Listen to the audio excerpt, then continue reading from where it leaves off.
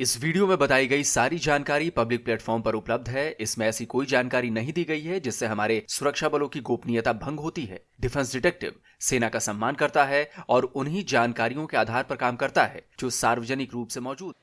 ये जो खबर है ना, ये पाकिस्तानी सरकार की नींद उड़ाने वाली खबर है। ये खबर पाकिस्तानी सेना के पैरों के नीचे से जमीन खींच लेने वाली खबर है। खबर यह है कि बलूचिस्तान में लहरा रहा है बलूचिस्तान का झंडा। बलूचिस्तान के स्कूली बच्चों की जुबान पर बलूचिस्तान का नेशनल एंथम है। नमस्कार दोस्तों, डिफेंस डिटेक्टिव के एक और नए एपिसोड में आप सभी का स्वागत है। मैं हूं आलोक। दोस्तों, बलूचिस्तान की आजादी की लड़ाई पाकिस्तान के लिए कोई नई नहीं है। बलोचों ने कभी खुद को पाकिस्तानी नहीं माना, कभी बलूचिस्तान को पाकिस्तान नहीं कहा। पाकिस्तानी सरकार और पाकिस्तानी सेना के जोर जुल्म के आगे उन्होंने कभी घुटने नहीं टेके और उसी का नतीजा है कि आज बलूचिस्तान से पाकिस्तान के निशानियों को हटाया जा रहा है। क्या बलूचिस्तान के स्कूलों में पाकिस्तान के नहीं बलूचिस्तान के झंडे लहरा रहे हैं? क्या बलूचिस्तान के स्कूलों में बच्चे पाकिस्तान का नहीं बल्कि बलूचिस्तान का कौमी तराना गा रहे हैं?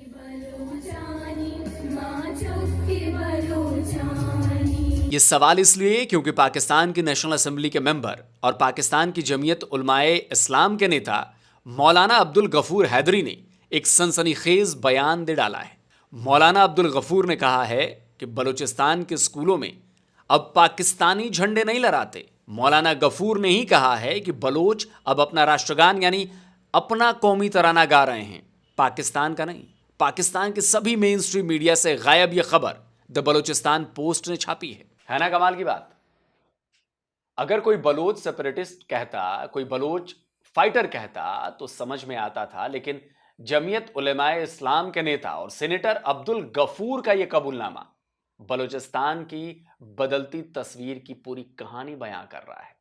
यह बयान बता रहा है कि बलूचिस्तान पर पाकिस्तान की पकड़ कितनी कमजोर पड़ चुकी है। आपको बताता हूं कि मौलाना गफूर ने और क्या कहा और किससे कहा है।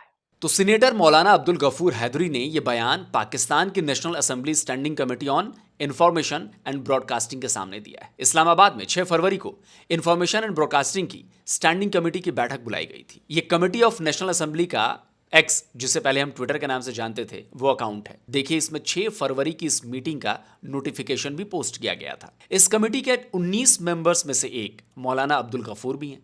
देखिए, इस नोटिस में 18वें नंबर पर मौलाना गफूर का नाम आपको दिख जाएगा। अब इस मीटिंग की तस्वीरों को भी देख लीजिए। ये तस्वीर है, इस मीटिंग में federal information minister Ataullah Tarar भी मौजूद थे। इसी मीटिंग की ये दूसरी तस्वीर है।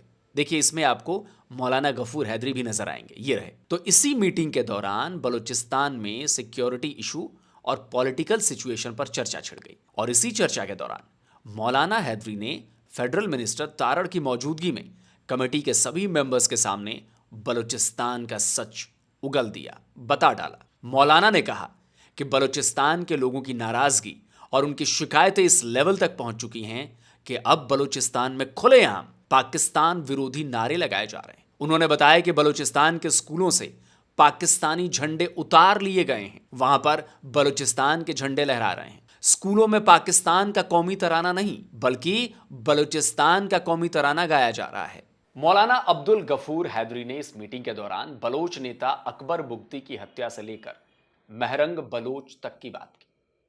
उन्होंने कहा कि पाकिस्तान की सरकार बलोचों की शिकायतों को सुनना ही नहीं चाहती है।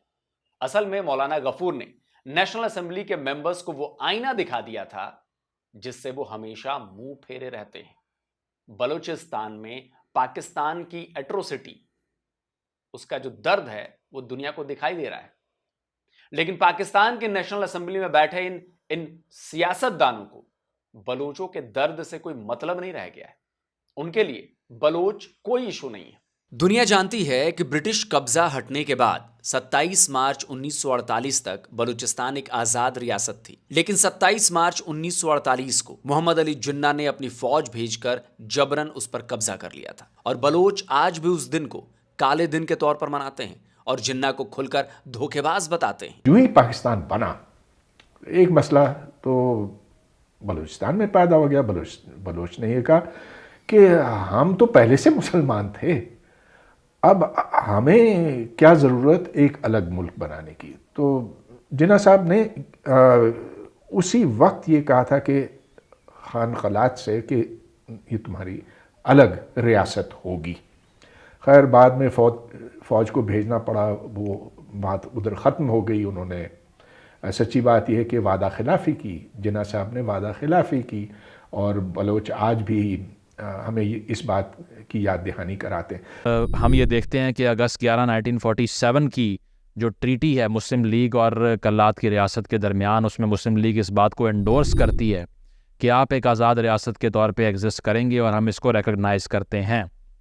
इसीलिए 15 अगस्त 1947 को रियासत कल्लात अपनी आज़ादी का दिन मनाती है। आगे बढ़ के अक्टूबर 1947 की अगर बात की जाए तो खान कल्लात कराची का विज़िट करते हैं। बलोच कम्युनिटी वहाँ पे उनको वेलकम करती है बड़े नंबर में, लेकिन कोई डेलीगेशन पाकिस्तान का मौजूद नहीं होता। उससे उनको लगता है कि शायद ऑफिशियली मुझे रिकग्नाइज़ नहीं कर रहे कि मैं एक आज़ाद रियासत का सरबराह हूँ।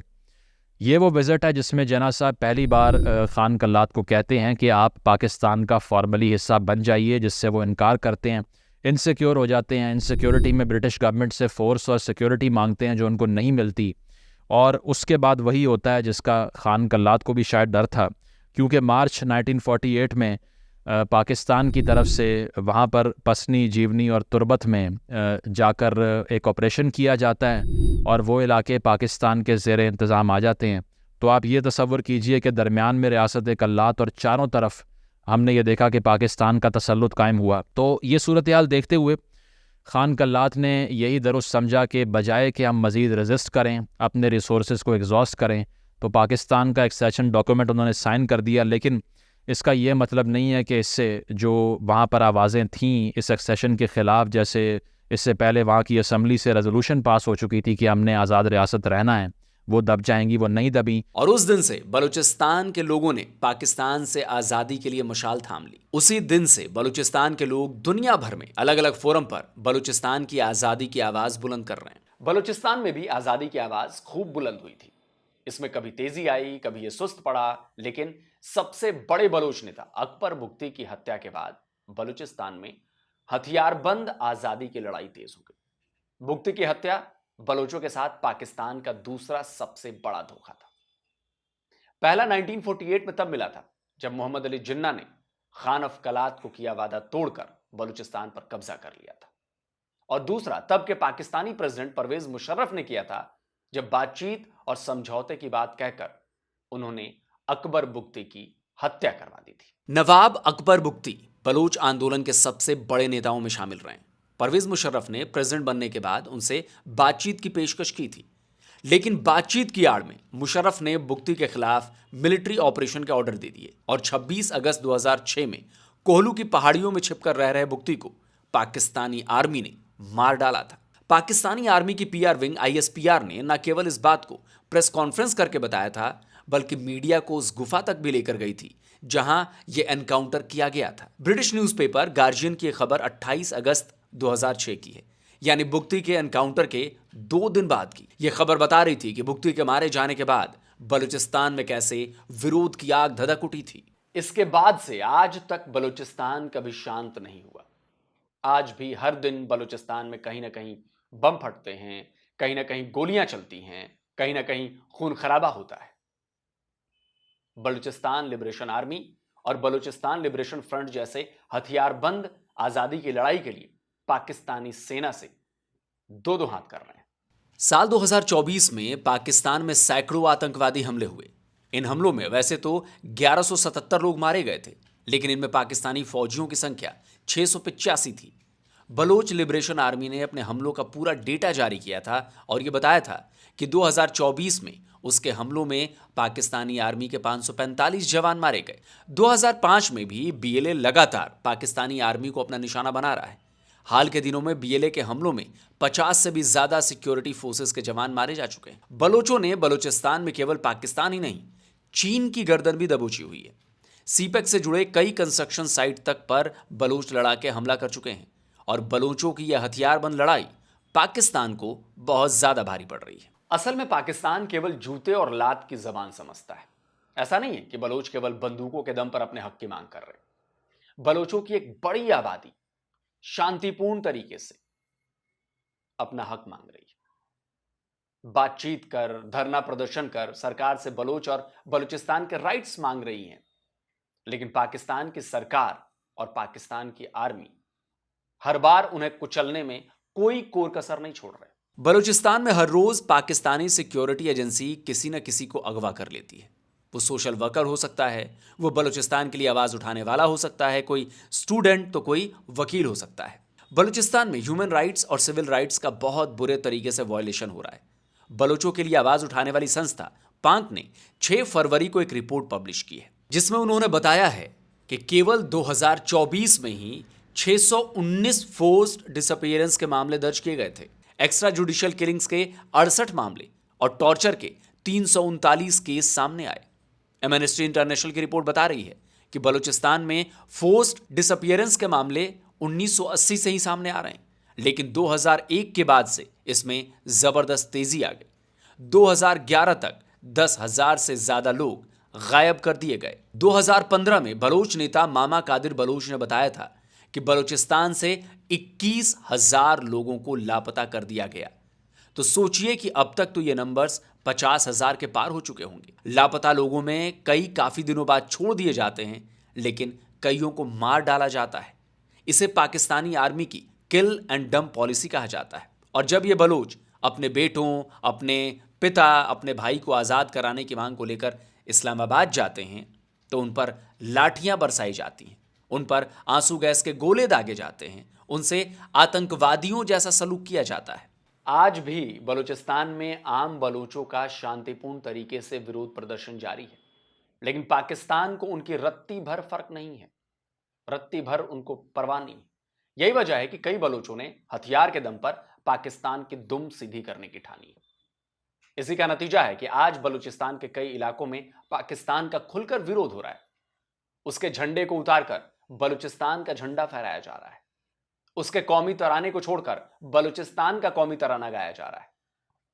और यह आगे और ज्यादा बढ़ेगा, तब तक बढ़ता जाएगा जब तक पाकिस्तान बलोचों की बात नहीं सुनता, उन्हें उनका हक नहीं देता, उन्हें आजाद नहीं करता।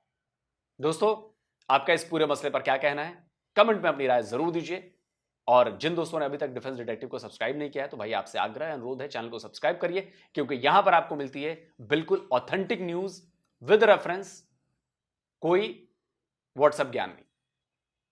और साथ में बेल आइकन जरूर दबाइएगा, जिससे हमारे द्वारा अपलोड किए गए हर वीडियो की जानकारी आप तक फौरन पहुंच जाए। जल्दी मिलता हूं एक और नए वीडियो के साथ।